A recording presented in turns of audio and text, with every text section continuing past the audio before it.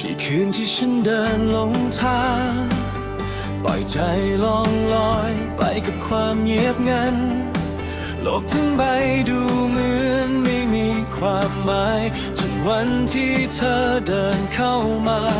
แค่คำธรรมดาจากคนธรรมดากลับเปลี่ยนหัวใจที่เคยอ่อนล้าให้มองเห็นฟ้าอีกครั้งเวลาเธอยิ้มฉันมีกำลังใจเรื่องเก่าๆให้คอยผ่านไปอย่าเก็บเอามันไว้ฝืนใจชีวิตต้องเรียนรู้หลายอย่างจับมือกับวันนี้แล้วก้าวไปแม้ทางที่ไกลสักเท่าไรตราบใดที่ยังมีแสงในหัวใจพรุ่งนี้ยังรอเรา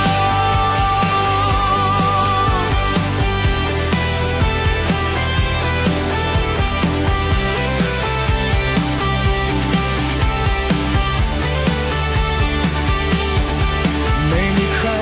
ไม่เคยผิดหวังไม่มีทางที่ฝันจะสวยทุกวันแต่น้ำตาไม่เคยทำให้เราพ่ายแพ้เธอยังลุกขึ้นเดินต่อไปทุกบาดแผลที่เคยเจ็บปวดคือบทพิสูจน์ของหัวใจให้เราเข้มแข็งกว่าเดิมเวลาเธอยิ้ม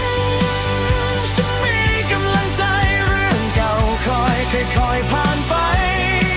อย่าเก็บเอามันไว้ฝืนใจชีวิตต้องเรียนรู้หลายอย่างจับมือกับวันนี้แล้วก้าวไปแม้ทางจะไกลสักเท่าไรตราบใดที่ยังมีแสงในหัวใจพรุ่งนี้ยังรอเรา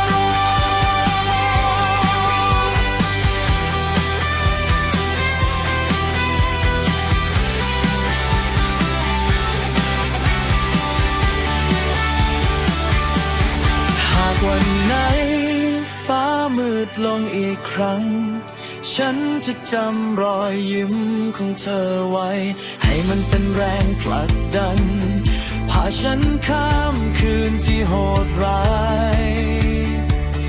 เวลาเธอยิ้มฉันมีกำลังใจเรื่องร้า